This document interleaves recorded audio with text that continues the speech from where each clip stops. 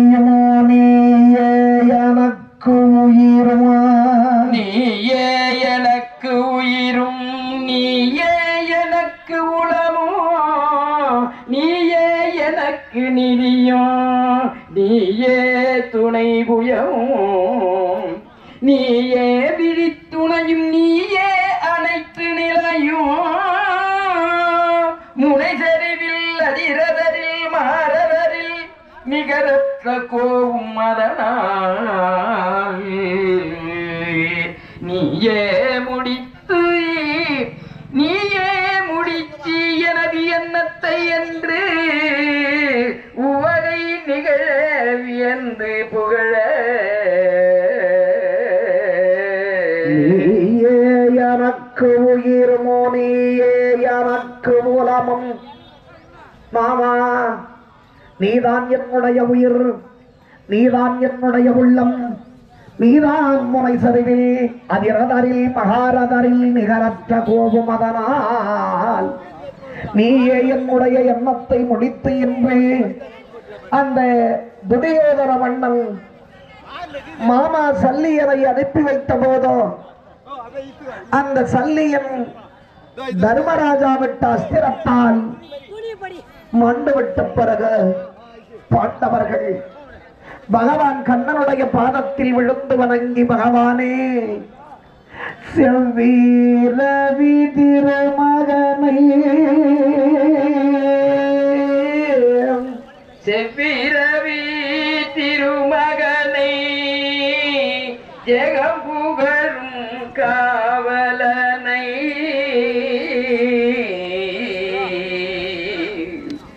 எவ்விரவும் விடுவிக்கும் இருகரத்து வள்ளல் தன்னை இன்று இழந்தோம் என்று வில்பிரவுணருமலத்த தருமன் முதல் ஐவரும் தம் பிடிசோர விழிநீர் சோர விழிநீர் சோர பிறவில் இமை பொழுதும் தறியாமல் அழுந்தரற்றி அலமாண்டாரே செவ்வீரவி திருமகனை ஜகம் புறக்கும் காவலனை இரவலோர்க்கு எவ்விரவா விடுவிக்குமோ இருகரத்து வள்ளலை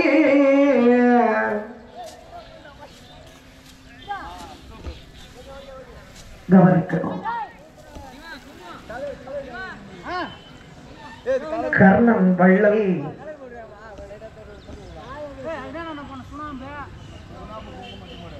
17ஆம் நாள் போர்க்களத்தில் மாண்டவை நினைந்த பாண்டவர்கள் வருந்தி கண்ணன் பாதத்தில் விழுந்து வணங்குகிறார்கள்.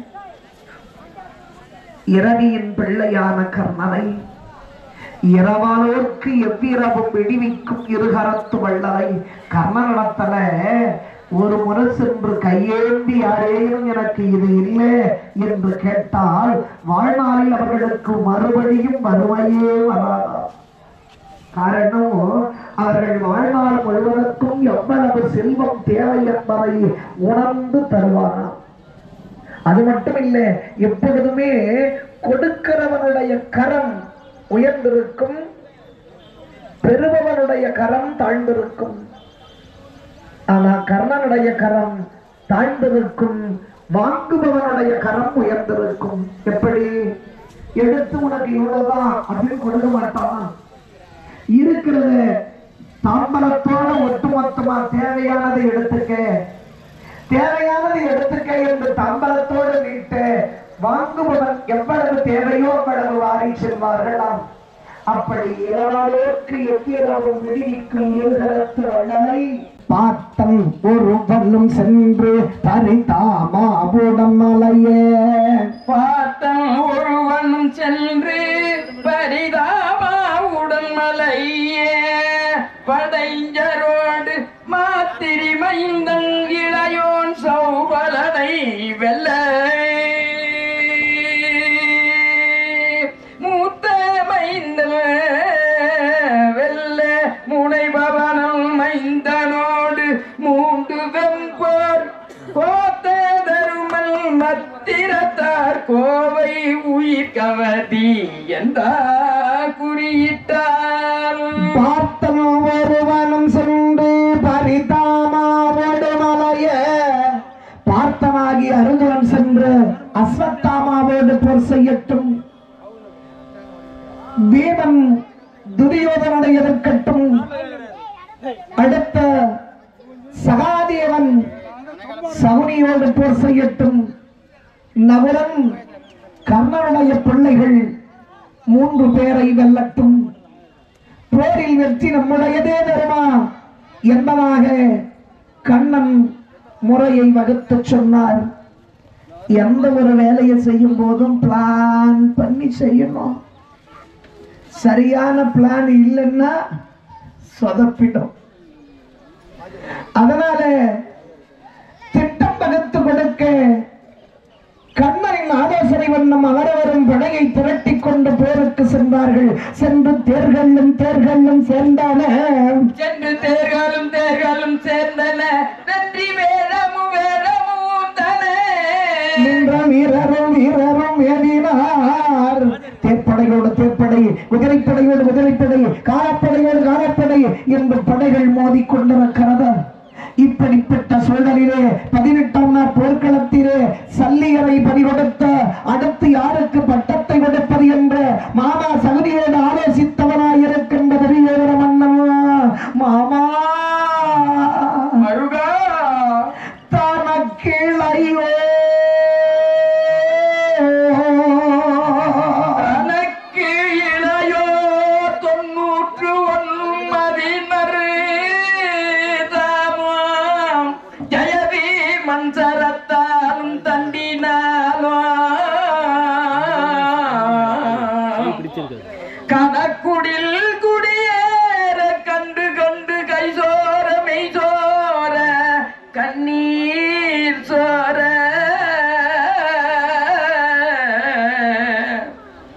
எனக்கு உறுதி உரைத்தவர் தம் உரை கேளாமல் எனக்கு உறுதி உரைத்தவர்கள் மொழி கேளாமல் எப்பொருளோ என் செய்தேன் எப்பொருளும் இழந்தேன் என்று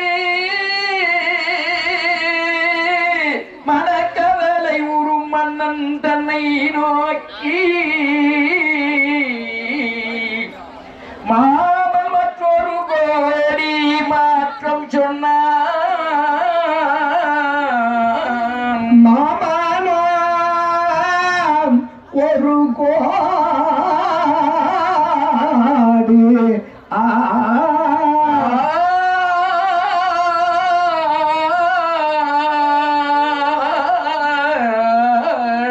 மாற்றம் சொன்னார். துரியோதன மன்னரானவர் மாமா சகுனியின் பாதத்திலே விழுந்து வணங்கி மாமா மாமா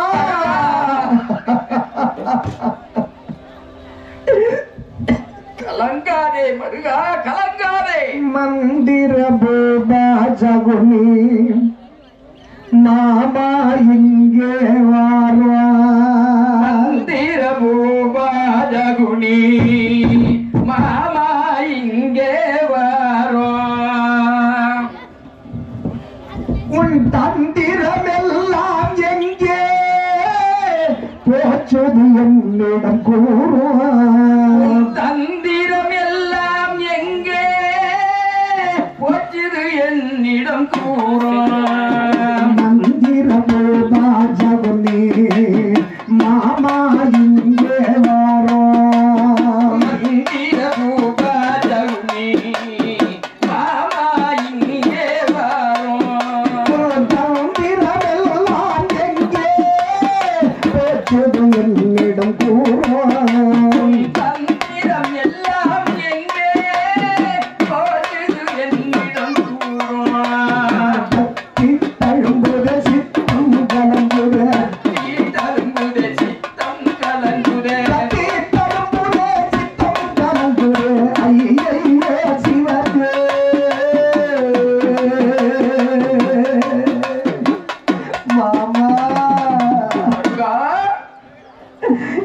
எனக்கு இளையவர்களாக பிறந்த 99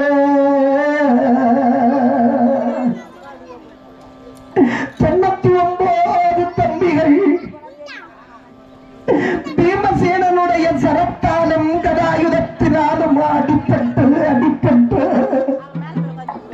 காணக்கோடிலில் குடியேற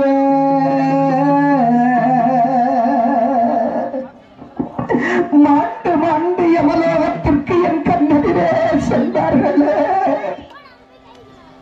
என் உடன் பிறந்தவர்கள் என் கண்ணெதிரே சென்றார்களே யமலோகத்திற்கு. மாமா எத்தனையோ பேர் என்னிடத்தை எடுத்து சொன்னார்கள், பாண்டவரோடு பகை வேண்டாம், இந்த பாருடகை பாண்டவருக்கு கொடுத்து விடு என்று எத்தனையோ பேர் என்னிடத்தில் எடுத்து சொன்னார்கள். மாமா எனக்கு உரைத்தவர்கள் மொழி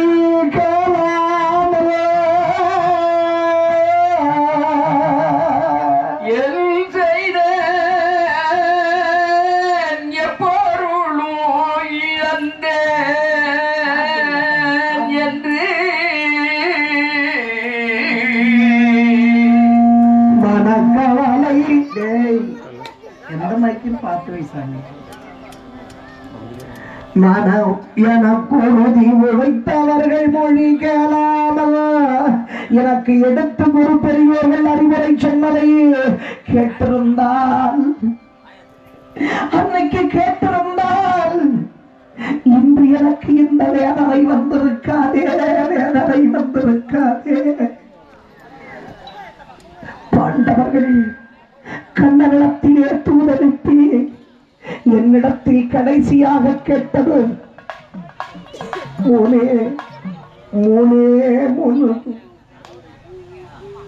5 வீடுதானே. ஒரு வீடு 15 சென்ட், 15 சென்ட் இடம் தான் அவன் கேட்டாங்க. அப்படிப்பட்ட அந்த இடத்தை நான் பாண்டவருக்கு கொடுத்திருந்தார்.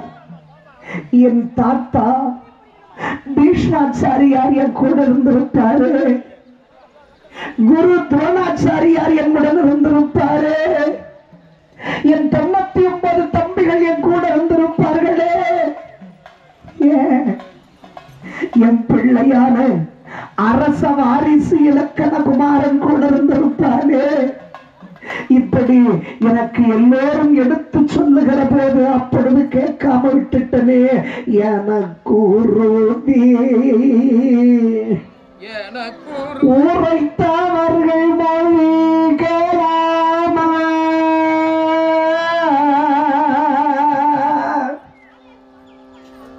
எப்பொருளோ இழந்தே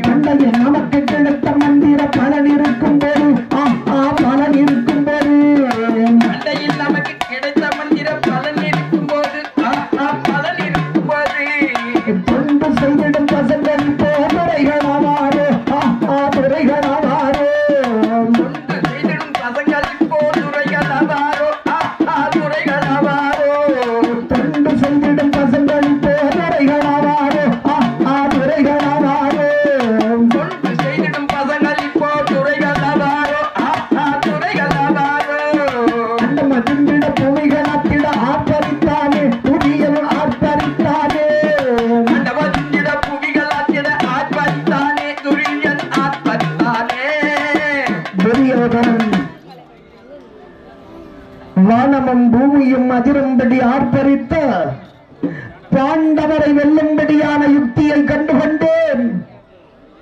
அந்த தொண்டு செய்யக்கூடிய தன்மையிலே வருகின்ற பாண்டவர்கள் என்னை வென்று இந்த பாருலகை ஆண்டு விடுவார்களா? என்றும் பாருலகுக்கு ஒரே மன்னன், அவன் துரியோதன மன்னன் என்னை வெல்லக்கூடிய வீரம் பாண்டவருக்கு வருமா? நிச்சயம் பாண்டவரை வென்று இந்த பாருலகை நான் முடிசூடுவேன். வருகிறேன் வருகிறேன் என்பதாக துரியோதன மன்னனானவர் ஆர்ப்பரித்தவர் மாண்டவர்களை உயிராக்கின்ற மிருத சஞ்சீவி மந்திரத்தை சொல்லி ஒரே நாளில் என்னுடைய படை ஒட்டுமொத்தையும் எழுப்பி இன்றைய 18ஆம் நாள் போரிலே நான் வெற்றி காணுகிறேன், நிச்சயம் வெற்றி காணுவேன் என்பதாக மந்திரத்தை சொல்லுவதற்கு முற்பட்டான்.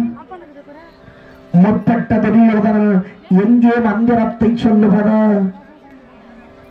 மந்திரம் ஒற்று பெறுவதற்கு முன்னதாக பாண்டவர்கள் நம்மை தேடி இங்கு வந்து விடுவார்களோ, மந்திரம் ஒற்று பெறுவதற்கு முன்னதாக இடையூறு தந்து விடுவார்களோ என்ற எண்ணம்,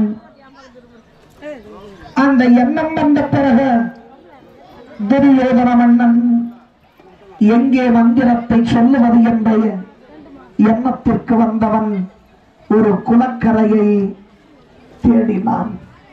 குளத்து நீரினுள்ளே மந்திரத்தை சொல்ல வேண்டும், மூழ்கி மந்திரத்தை சொல்ல வேண்டும் என்ற நிலைக்கு வந்த துரியோதனன் ஏறி இந்த குளத்திலே இறங்கி சென்றால் பாதச்சுவட்டை வைத்து பாண்டவர்கள் கண்டுகொள்வார்கள் என்று குளத்திலே ஏறிய பாதம் போல ஏறிய பாதம் போல இறங்கிய பாதம் நோக்கி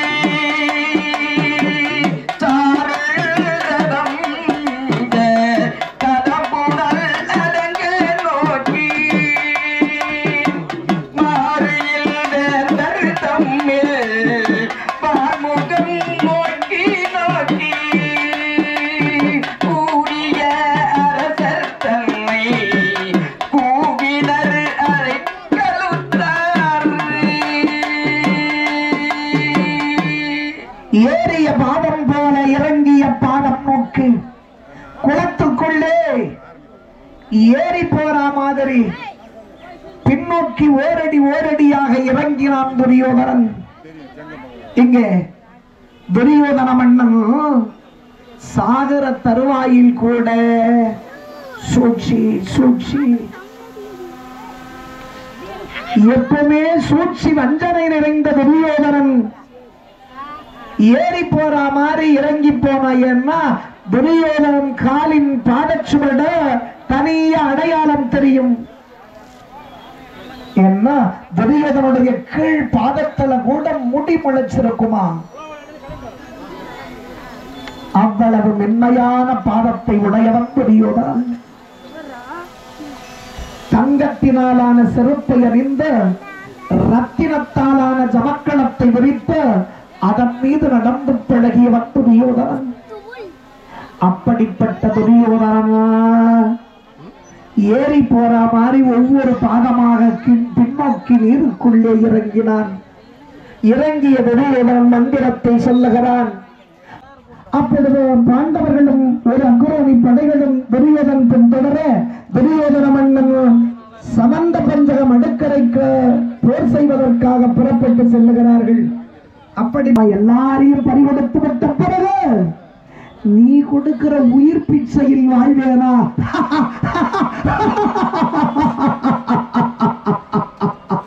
ஏய், உங்க 5 பேரையும் அடித்து வென்றான் துரியோதனன். வென்றான் துரியோதனன் என்று இந்த உலகை நான் ஆளுவேன். இல்ல, உயிர் பிச்சையில் அவன் சொந்த பந்தத்தை எல்லாம் அடித்தான். உயிர் கொடுத்தவர்களை மறந்துவிட்டு பாண்டவர் கொடுத்த உயிர் பிச்சையிலே உயிர் வாழுகிறான் துரியோதனன் என்று இந்த உலகம் என்னை கேவலப்படுத்திவிடக் கூடாது. அதனால ஒன்னு உங்க 5 பேரை அடிச்சிட்டு நான் உயிரோட வாழ்வேன். இல்ல, காக்கையும் கழுகும் கொத்தி கொத்தி என் தசைகளை பிடுங்கி தின்ன குருட்சேத்திர பூமியில் துரியோதனன் வீழ்ந்தான் வீழ்ந்தான் வீர மரணமடைந்தான் என்று இந்த உலகம் புகழட்டும். நீ கொடுக்கிற அந்த உயிர் பிச்சையில் உயிர் வாழ்வேதா என்று துரியோதனன் கொக்கரித்தார். அப்பா, சரி, நீ சமாதானப்படுத்த தேவையில்லை, நான் ஒரு தேரை கொடுக்கிறேன், அந்த தேரு மேல ஏறியாச்சு வந்துடு என்று சொல்லுகிற போது வேண்டாம் என்று நடந்தே சென்றான். வெண்கல பூமியான அந்த சமந்த பஞ்சகம் அடுக்கரைக்கு. பாண்டவர் 5 பேர் இருக்கிறார்கள். சுத்தி படைகள் நின்று கொண்டிருக்கிறது. பாண்டவர் படை ஒரு அக்குரோதி. இதுல துரியோதன மட்டும் தனியே நிற்கிறான். பாண்டவர் 5 பேர்ல யாரேனும் ஒருவரோடு நீ போர் செய். 5 பேர் அடிக்க தேவையில்லை. யாருன்னா ஒருத்தனை நீ சண்டை போட்டு அடிச்சிட்டுனா நாடு உனக்கு. அந்த ஒருவன் உன்னை வென்றால் நாடு பாண்டவர்களுக்கு வெற்றி தோல்வி இப்பொழுது நிர்ணயிக்கப்படட்டும். 5 பேர்ல யாரா கூட சண்டை போடுறேன்னு துரியோதன கிட்ட கேட்டாங்க. துரியோதன, நான் சகாதேவனா கூட சண்டை போடுறேன்னா அவன் தான் என்ன மாதிரி கொஞ்சம் ஏமாளி, பட்டு நடிச்சிடலாம் அப்படின்னு சகாதேவனா கூட சண்டை போடுறேன்னா துரியோதன. கண்ணன் பார்த்தார், அப்பா உனக்கும் பீமனுக்கும் தான் ஆரம்ப காலத்திலே இருந்து பகை, அதனால பீமனை பகையை தேர்ந்தெடு, பகையை தேர்ந்தெடுப்பதில் கூட ஒரு தர்மம் வேண்டும் என்று சொல்ல ஆகட்டும் என்று பீமனும் துரியோதனனும் போர் செய்வதற்கு. பீமன் உன்னை வென்றால் நாடு பாண்டவருக்கு, பீமனை நீ வென்றால் நாடு உனக்கு என்பதாக முறைவகுத்து சமந்த பஞ்சகம் அடுக்கரையிலே போரை செய்கிறார்கள். அறிவு, ஆற்றல், திறமை, கல்வி, சீரு, பேரு, புகழ், பராக்கிரமம் அனைத்திலும் சமமானவர்களாயிருக்கின்ற துரியோதனனும் பீமசேனனும் கொக்கரித்து ஆர்ப்பரித்து போர் செய்ய முற்பட்டார்கள். கண்கள் சிவக்க, மீசை துடிக்க, நெற்றி நெறித்து, பல்ல கடித்து, கட்டிப்பிடித்து கீழே விழுந்து பிறந்து மீண்டும் எழுந்து போரை செய்து கையோடு கைத்தாக்க, தலையோடு தலையிடித்து, மார்பகத்தோடு மர்மமட்டி கட்டிப்பிடித்து உருண்டு பிறந்து போரை செய்கின்ற போது இந்த போர் பூமி நடுங்குவதாக, வானம் இடிப்பதாக, கடல் பொங்குவதாக, உலகத்தின் பிரளய காலம் போல தெரிகிறது. இப்படி சண்டை போட்டால் பொழுது ஆனாலும் முடியாதே. உயிர் நாடியை கேட்டு போர் செய்யுங்கள், உங்களுடைய உயிர் நாடி எங்க இருக்கிறது கேட்டு போர் செய்யுங்கள் என்று சொல்ல துரியோதனன் ஆகாயவாணி சத்தியமாக, அருந்ததி என்பவர்கள் சாட்சியாக, எழுதும் பிரம்மாவின் மீது ஆணையாக என்னுடைய உயிர் நாடி சிரசில் தான் இருக்கிறது என்றான் துரியோதனன். பீமன் கண்ண பரமாத்மா மேல சத்தியமாக என் உயிரும் சிரசில் தான் இருக்கிறது என்றான். பீமன் உண்மையை சொல்ல துரியோதன சாகும் போது கூட பொய் தான் சொன்னான் பாரு புண்ணியவால. துரியோதனுடைய உயிர் தலையில் இல்லை. பாஞ்சாலியை கொண்டு வந்து தொடை மேல உட்காரவையும் தொடையை தட்டியதினால் அவன் உயிர் நாடி தொடையில் இருக்கிறது. இதை மாற்றி சிரசில் இருக்கிறது என்று சொல்ல பீமசேனன் தலை மீது மோதுகிற போது பீமனுக்கு மயக்கம் வருகிறது. ஆனா துரியோதன உடம்புல எங்க அடிச்சாலும் சரியே வெங்கல திரேகம், அதனால அவன் தலைமையில மோதனா எந்த அயற்சியும் ஆகாது. துரியோதன் ஆர்ப்பரித்து நிற்கிறான். இதனால் தளர்கிறான், பின்வாங்குகிறான் பீமசேனன். இதை பார்த்து கண்ணா, அண்ணன் பின்வாங்குகிறாரே, என்ன இது என்று கண்ணனிடத்திலே கேட்க பீமனுடைய போர்த்திரம் வெகு சிறப்பு, ஷபாஷ், மெச்சுகிறேன் என்று தொடையை தட்டினார் கிருஷ்ணன். தொடையை தட்டுகின்ற போது பாஞ்சாலி தொடை முறிந்து சாக வேண்டும் என்ற சாபத்தை தந்தாலே துரியோதனனுக்கு அந்த சாபம் தொடை முறிந்துதானே சாக வேண்டும். துரியோதனன் நாம் சிரசின் மீது மோதிக்கொண்டிருக்கிறோமே என்று கதாயுதத்தை எடுத்து கிரகிர சுரட்டி குறிப்பை உணர்ந்த பீமசேனன் கொக்கரித்து ஆர்ப்பரித்து கோபத்தின் காரணமாக கதாயுதத்தினால் ஓங்கி துரியோதனன் தொடை மீது அடித்தான். அம்மா என்று துரியோதனன் மல்லாக்க கீழே சாய்ந்தான்.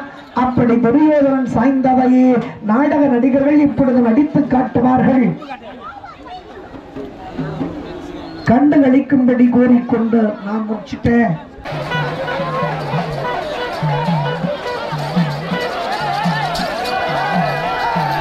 தம்பி சத்யராஜுக்காக போட்டு கவனத்திருக்கிறார்கள்.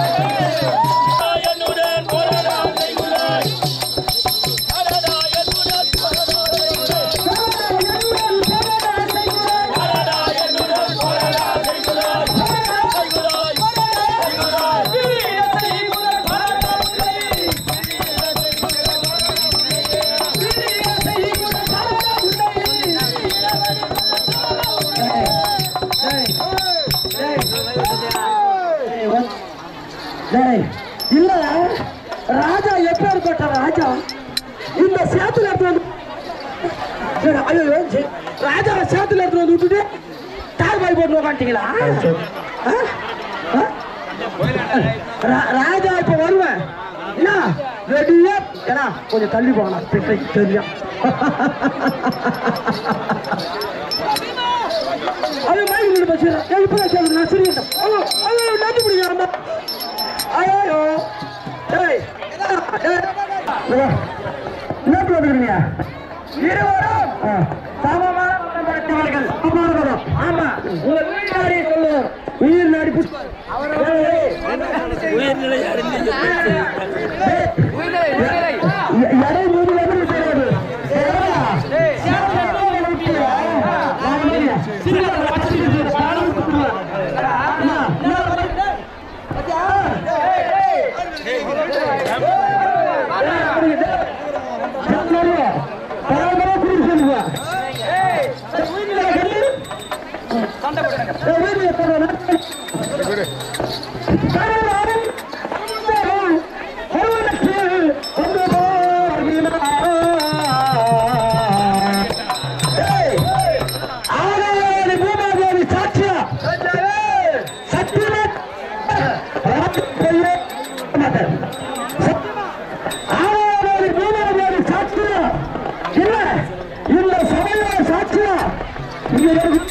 சாட்சியா சொல்றேன்.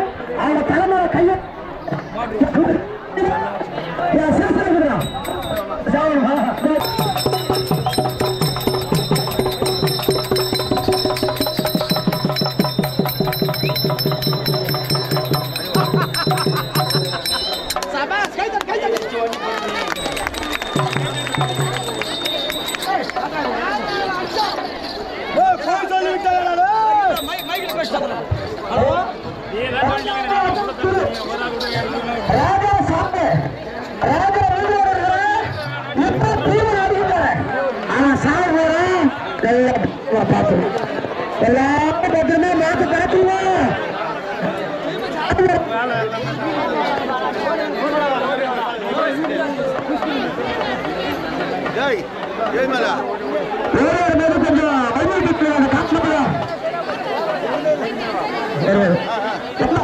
அந்த காரணமாக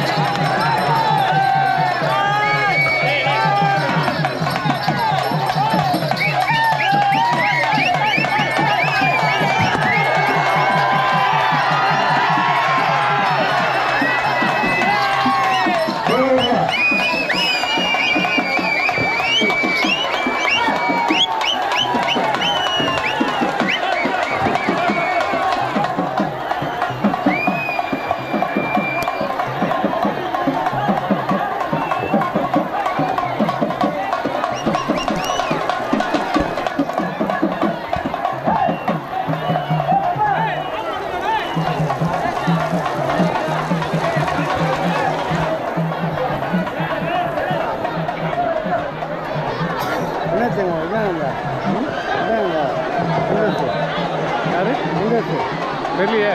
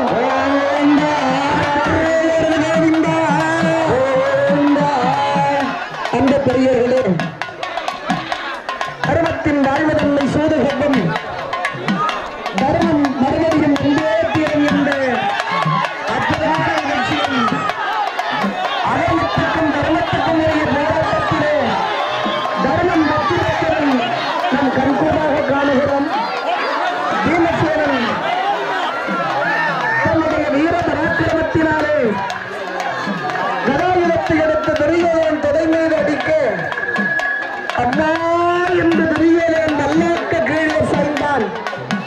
அகங்காரத்தின் திருவுருவாய், ஆணவத்தின் நடுவருவாய் துரியோதன மன்னன்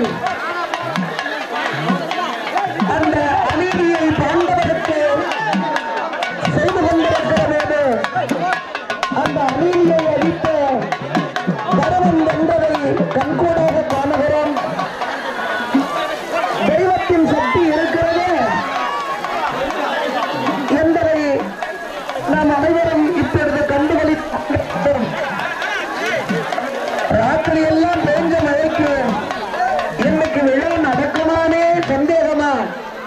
ஆனா இப்ப நிலை கொடுத்த வெயில் இல்லாம நமக்கு இந்த விழா எந்த இடையூறும் இல்லாம ஒரு சிறப்பாக நடப்பதற்கு அம்மாள் விருதுரையாக இருந்திருக்கிறாள்.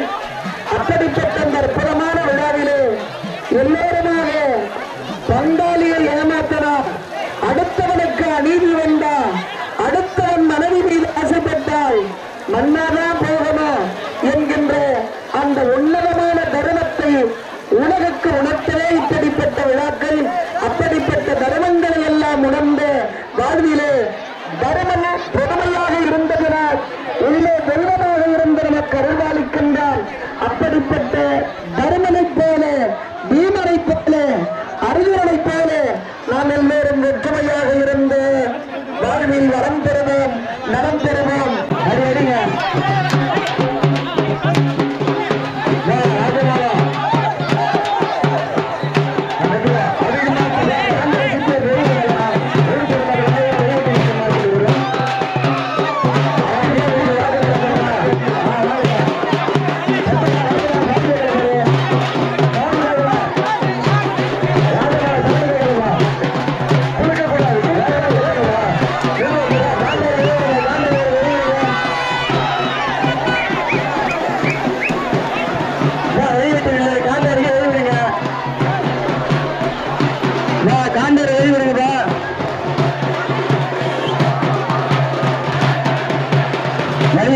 காந்தாருக்கு வெளியிட்டு